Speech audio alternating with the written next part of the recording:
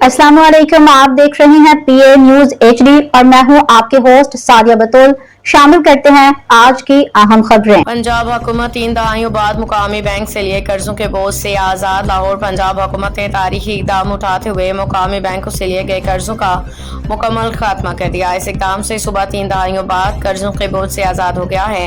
हुकूमत पंजाब ने गंदम खरीदारी और सब्सिडी की मद में लिए गए 675 अरब रुपए के कर्ज की मुकम्मल अदायगी कर दी, जिसके नतीजे में रोजाना 25 करोड़ रुपए सूद की अदायगी से आवाम को निजात मिल गई है।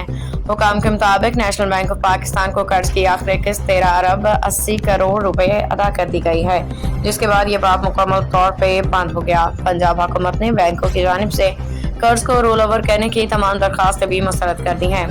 ज़राए का कहना है अगर बर वक्त अदायगी ना की जाती तो हुकूमत को हर माह 50 करोड़ रुपए सूद देना पड़ता। इस तारीखी अदायगी से न सिर्फ सूबे को माली खुद मुख्तारी हासिल हुई है, बल्कि ये अवामी वसाइल को बराह रास्त फलाही मनसूबों पे खर्च करने की राह भी हमवार करती है। पंजाब हुकूमत के इस फैसले को माली नज़्म ज़ब्त और अवामी मफाद में एक पेशरफ्त करार दिया जा रहा है, जो आइंदा बजट में फलाही इक़दाम के लिए ज्यादा गुंजाइश पैदा करेगा।